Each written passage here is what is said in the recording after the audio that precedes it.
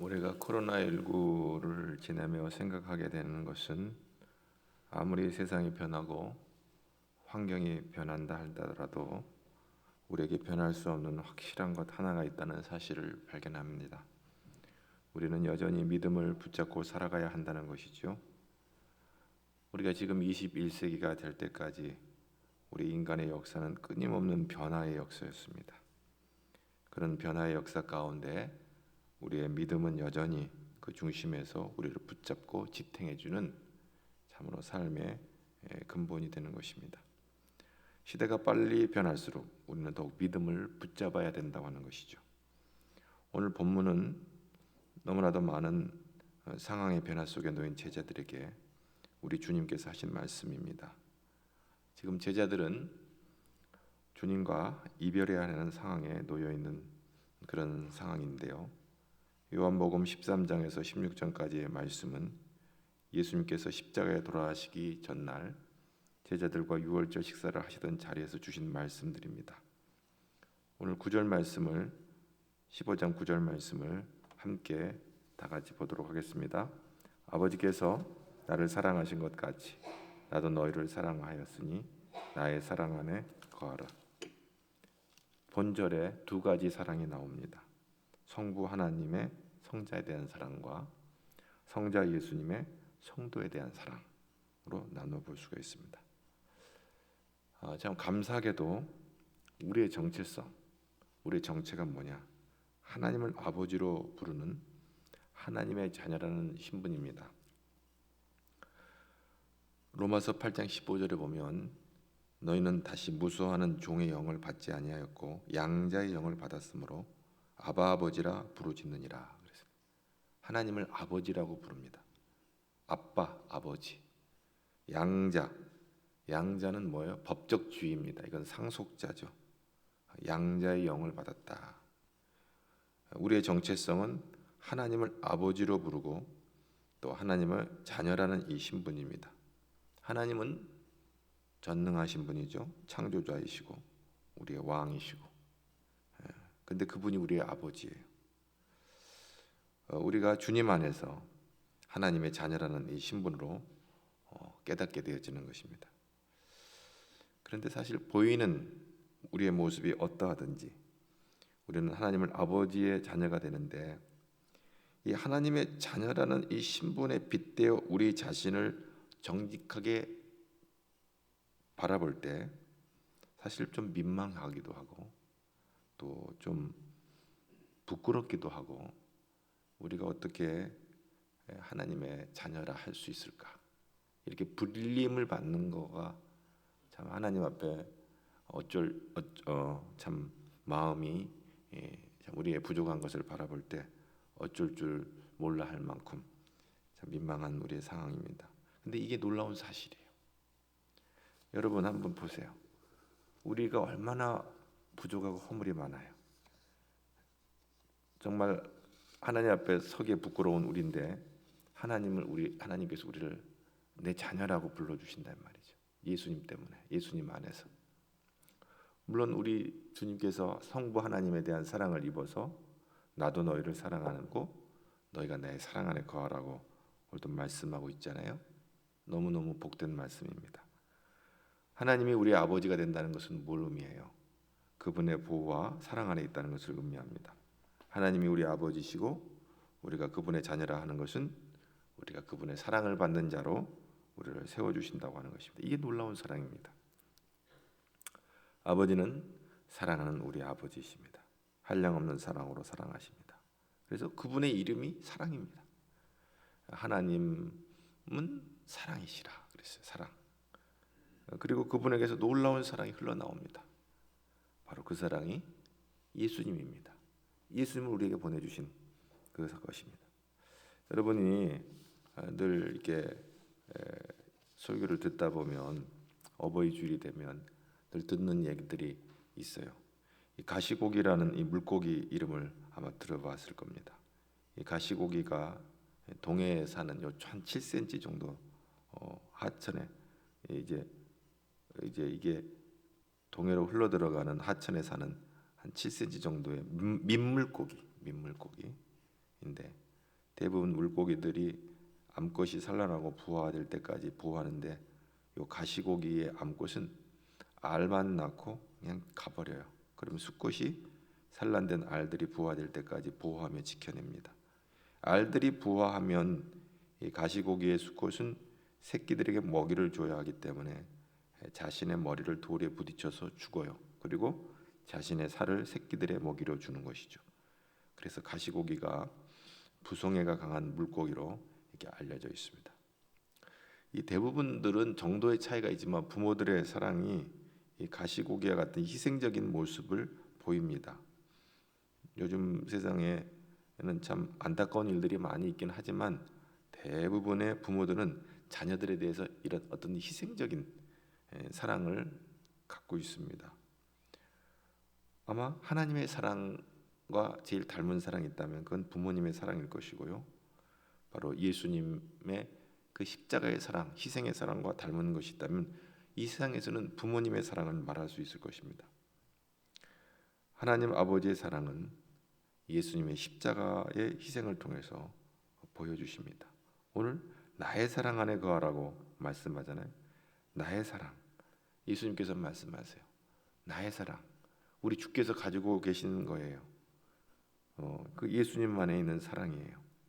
오늘 15장에 13절에 가보면 사람이 친구를 위하여 자기 목숨을 버리면 이보다 더 큰 사랑이 없다 이 말씀을 하시는데 예수님께서 제자들을 친구의 반열을 위해 올려놓으세요. 함께한 제자들을 내가 너희를 위해 생명을 내어놓겠다는 그 십자가의 사랑을 말씀하시는 거예요. 그 사랑은 바로 하나님께로부터 아버지 성부 하나님께로부터 받은 사랑에 근거한 것으로 말씀하고 있습니다. 하나님께로부터 받은 사랑으로 주님께서 제자들도 사랑하셨다는 것이죠. 그리고 그 사랑 안에 거하라고 말씀하고 있습니다. 오늘 10절 말씀, 그 사랑 안에 거하는 것은 무엇을 의미하는지도 가르쳐 주십니다. 한번 10절을 봅니다. 내가 아버지의 계명을 지켜 그의 사랑 안에 거하는 것 같이 너희도 내 계명을 지키면 내 사랑 안에 거하리라. 예수님께서 하나님의 사랑 안에 거하는 방법이 뭐냐? 계명을 지키는 거다. 하나님의 계명을 지키는 거다. 여러분, 하나님의 계명은 뭐예요? 하나님의 말씀이죠. 하나님께로부터 받은 말씀 속에 예수님의 미션, 사명이 있는 겁니다. 그것이 바로 하나님의 사랑 안에 거하는 것이에요. 아버지의 뜻을 이루는 거가 사랑 안에 거하는 거예요. 사랑 안에 거한다는 거, 그러니까 하나님의 말씀을 지켜 행하는 겁니다. 내 사랑 안에 거하라.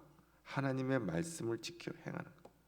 하나님께서 당신의 독생자 예수님을 사랑하신 그 사랑이나 예수님께서 당신의 제자들이나 오늘 우리를 사랑하시는 이 사랑이 바로 아가페의 사랑입니다.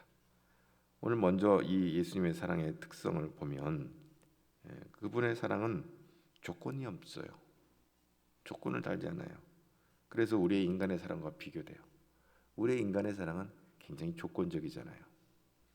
자기를 희생하는 사랑이며 대가를 바라지 않고 베푸는 사랑이 하나님 사랑의 특징입니다.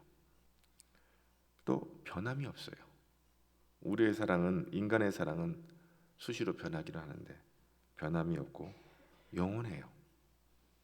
그리고 그 사랑의 대상이 제한되어 있지 않아요.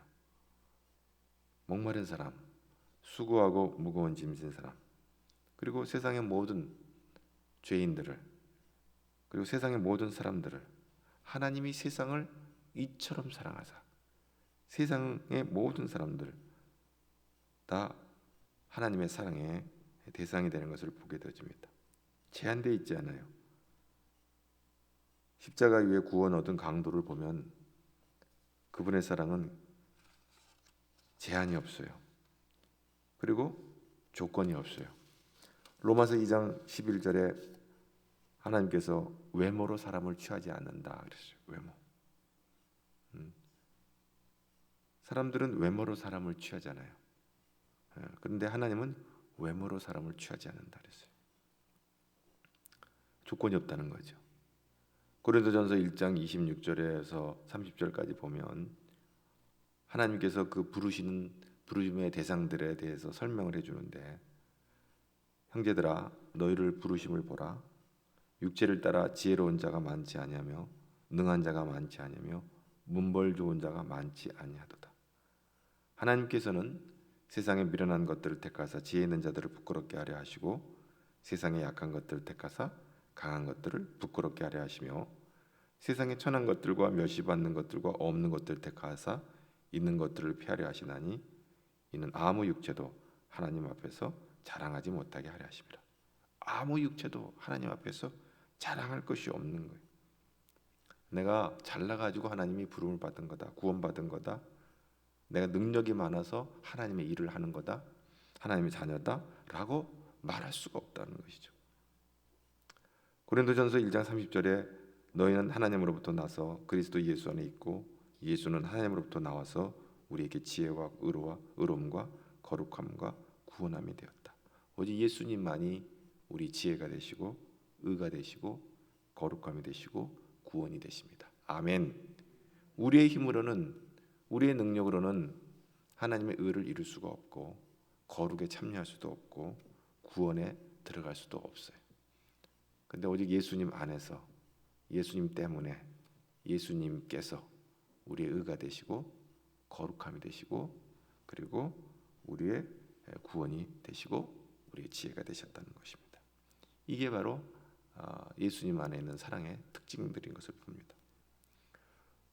그리고 우리 하나님의 이 예수님 안에서 이 사랑은 이 우리가 구원 얻는 우리에게 영원한 효력을 발생한다는 것이죠.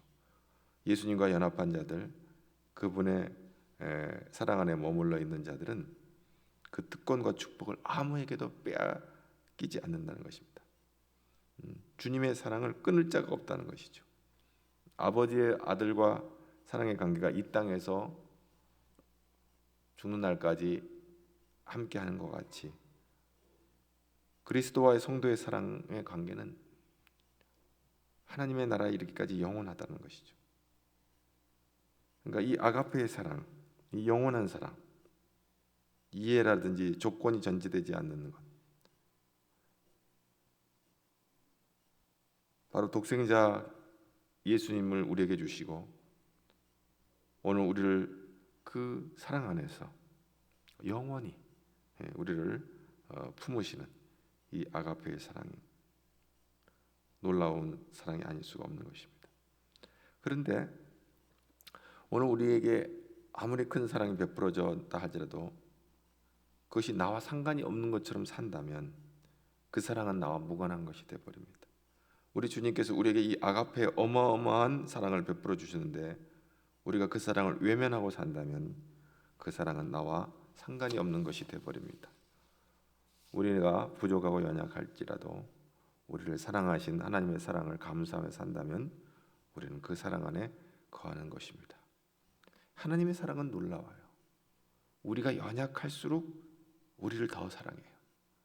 세상은 우리가 연약하면 버려요. 그러나 하나님은 우리가 부족할수록 더 가까이 오시고 우리가 연약할수록 우리를 더 품어주시는 거예요. 우리가 힘들고 어려운 환경 가운데서도 우리가 이 하나님의 사랑을 붙잡고 산다면 우리가 하나님 안에서 넉넉히 이기는 삶을 살게 되는 것입니다. 너희가 내 계명을 지킨다. 오늘 10절의 말씀에 너희도 내 계명을 지킨다. 바로 예수님의 사랑 안에 거할 수 있는 조건은 그분의 계명을 지키는 거예요. 예수님께서는 빌립보서 2장 8절에 하나님의 미션을 수행하기 위해서 죽기까지 복종했다 그랬어요. 거기에 생명의 길이 있었던 거예요. 오늘 우리가 하나님의 말씀에 순종할 때 바로 예수님께서 아버지의 계명을 죽기까지 복종하셨던 것처럼 하나님 아버지 뜻에 생명을 걸고 아버지 뜻을 쫓았던 것처럼 여러분 그렇게 우리가 예수 사랑 가운데 거하기를 원하십니다. 아멘. 이유가 있어요. 11절 말씀 다 같이 봅니다. 다 같이 봅니다. 내가 이것을 너에게 이름은 내 기쁨이 너희 안에 있어 너의 기쁨 충만하라. 바로 이것은 우리에게 기쁨을 주시기 위한 것이에요. 주님께서는 당신이 십자가를 지셔야 한다는 것을 아셨어요. 당신이 고통의 십자가를 지시하고 그 십자가에 죽으셔야 한다는 것이죠. 그런데 주님께서는 내 기쁨이 너희 안에 있어 너희 기쁨이 충만하게 되기를 원하신다 그랬어요. 주님 안에서는 주님 안에 기쁨이 있다는 거예요. 근데 그것을 제자들에게 주고 싶어요. 십자가를 앞에 두고서도 주님의 마음에 있는 그 기쁨이 무엇이냐? 세상이 알 수 없는 기쁨. 하나님 안에 거할 때 주어지는 하늘의 기쁨. 그 기쁨은 십자가의 고난을 견뎌내게 하는 기쁨. 십자가의 죽음조차도 이겨낼 수 있는 그 기쁨. 우리가 주님 안에 머물면 우리에게 이 주님이 가지셨던 그 기쁨으로 우리를 충만하게 하신다고 하는 것입니다. 그러므로 우리는 여기서 우리 주님의 계명을 지킬 때에 복된 사람으로 나아가는 지름길이 열리는 것입니다. 이것을 통해서 우리가 기쁨에 충만한 삶을 살게 되는 것입니다. 이것은 순간적으로 기뻐하는 것과 차원이 다른 것입니다. 이 생에서 세상 사람들이 누리는 그런 기쁨이 아닌 것입니다. 이 기쁨이 세상적인 것과 다른 것은 예수님께서 주시는 이 기쁨은 세상이 줄 수 없는 평안이기 때문에 그렇습니다. 하늘에 속한 것이기 때문에 그런 것입니다. 그리고 어떤 것도 빼앗아 갈 수 없는 것이 특별한 것이기 때문에 그렇습니다. 오늘 믿음의 사람들은 이 기쁨을 이 땅에서도 누리며 영원한 천국에서도 누려야 되는 것을 믿을 수 있기를 바랍니다. 그런데 우리가 이 믿음의 기쁨의 장애물들이 있어요. 이 땅에 살면 믿음의 사람들은 이 기쁨의 장애물들을 극복하는 사람들인데 우리가 이 기쁨을 세상에서 빼앗아가는 것들이 있어요. 빼앗으려고 하는 것들이 있어요. 그러나 우리는 빼앗길 수 없지만 빼앗으려는 것이 있어요. 뭐가 우리의 기쁨을 빼앗으려고 하나요? 환경이 기쁨을 빼앗아가려고 해요. 인간은 환경에 좌우되잖아요. 좋은 환경을 만나면 기뻐하고 나쁜 환경을 만나면 우울해요. 환경이 우리의 기쁨을 빼앗아가래요. 두 번째, 사람이 기쁨을 빼앗아가려고 해요. 사람은 기쁨을 주는 동시에 아픔도 가장 많이 주는 존재예요. 사실 우리를 고통스럽게 하는 것은 주변 환경보다 가장 가까운 사람들일 거예요. 사람들과의 관계가 힘들어질 때 인생이 힘들어져요. 그 사람이 기쁨을 빼앗아가려고 하는 거죠. 세 번째, 염려가 기쁨을 빼앗아가려 합니다. 오늘날 많은 사람들이 염려에 시달리고 있습니다. 어느 시대보다 문명의 이기를 누리고 살지만 염려를 많이 하는 시대에 우리가 살고 있습니다. 염려라는 게 뭐냐? 마음이 나누인다는 말에서 나왔는데 또 목을 조른다는 의미도 있어요. 답답하죠? 염려는 우리의 마음을 분산시키고 우리를 괴롭게 하는 거예요. 염려가 있어요. 인생에. 그다음에 네 번째로 우리의 기쁨을 빼앗아 가려는 것이 뭐가 있어요? 물질이 우리의 기쁨을 빼앗아 가려고 해요. 경제적인 압박은 마음속에 있는 기쁨들을 다 밖으로 쫓아내요. 이 결핍이 주는 불편함 때문에 기쁨을 상실할 때가 많아요. 그런데요, 결핍만 우리에게 기쁨을 빼앗아 가는 게 아니에요. 풍부도 우리의 기쁨을 빼앗아 갈 때가 있어요. 풍부할 때도 물질에 집착하는 삶은 우리의 기쁨을 빼앗아 가요. 참 이상한 일이에요. 다 가지면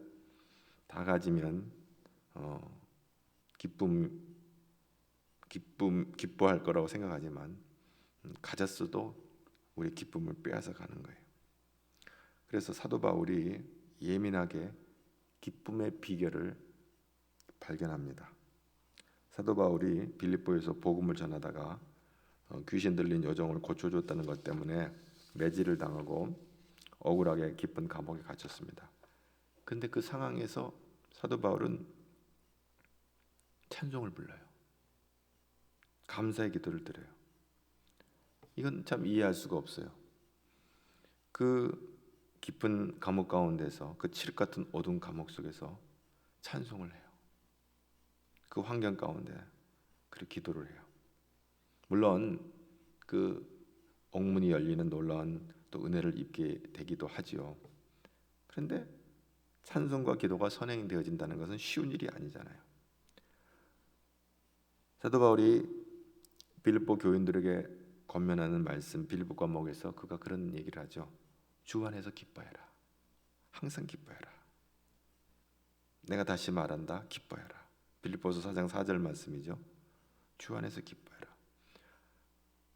빌립보 물론 감옥 안에서도 그랬지만 빌립보 교인들에게도 그런 서신을 통해서 그렇게 얘기했지만 사도 바울이 복음을 전했던 그의 일생은 늘 고난과 역경의 연속이었죠.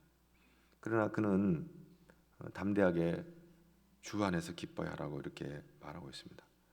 바울이 모든 것을 초월해서 기뻐할 수 있었던 것은 그가 주님 안에 있었기 때문입니다. 주님의 사랑 안에 있었기 때문에 그렇습니다. 그가 빌립보 감옥에서 있었지만 자신이 감옥에 있다고 생각한 것이 아니라 주님 안에 있다고 생각을 했습니다. 그 장소의 심리학이라는 게 있어요. 장소가 어느 정도 우리에게 행복을 가져다 준다는 것인데, 그래서 우리는 여행을 통해서 작지만 행복을 누리는 사람들을 보게 됩니다. 어떤 환경을 바꾸면 거기서 오는 어떤 새로운 어떤 그 신선한 기쁨들이 있는 거예요. 그렇게 인간은 환경의 영향을 받는다는 거죠. 그러나 장소와 환경을 초월할 수 있는 길이 있다. 그것은 어떠한 상황과 형편 속에서도 우리가 주님 안에 거하는 것이다 하는 것입니다. 여러분, 오늘도 주님 안에 거하는 저와 여러분 되기를 주님의 이름으로 축복합니다.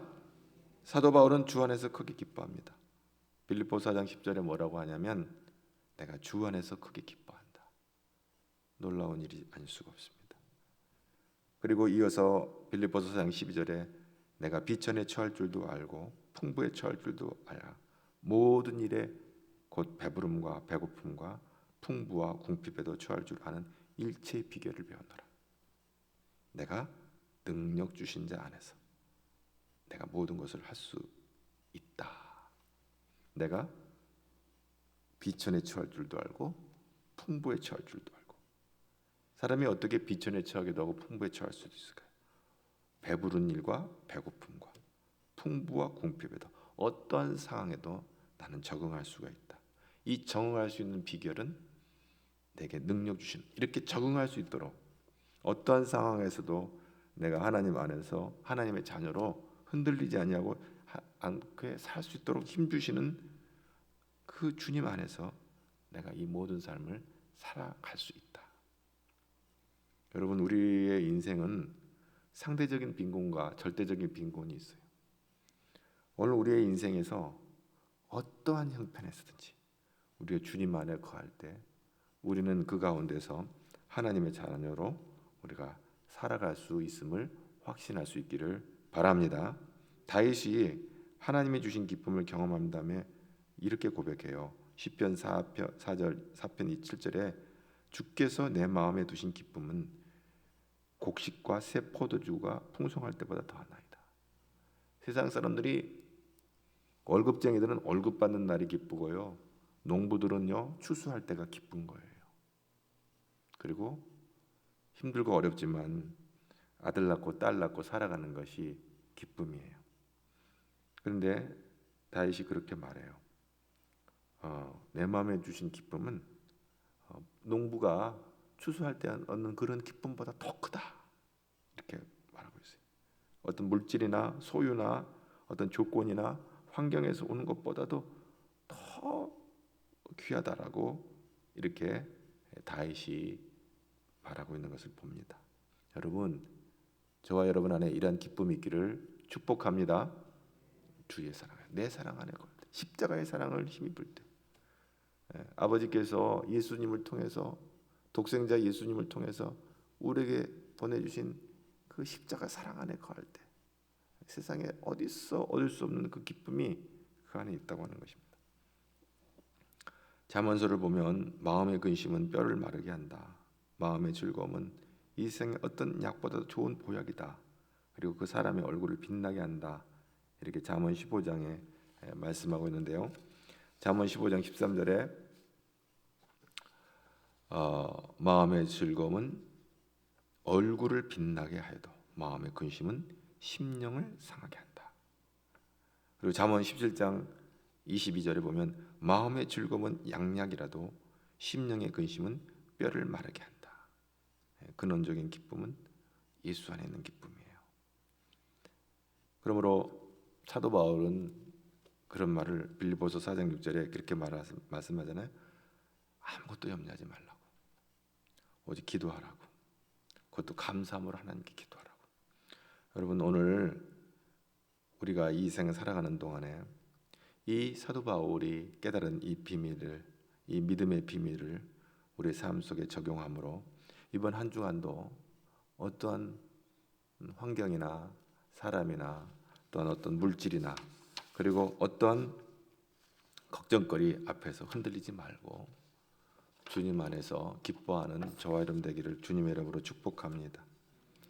오늘 우리가 하나님 앞에 그렇게 기도할 수 있기를 바라는 것입니다. 오늘 예수님께서 요한복음 15장에서 시작할 때 당신은 포도나무고 우리는 가지라고 말씀하세요.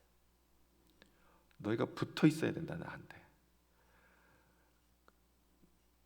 그가 내 안에 내가 그 안에 그거하면 사람이 열매를 많이 맺나니. 이유가 있어요. 나를 떠나서는 너희가 아무것도 할 수가 없다.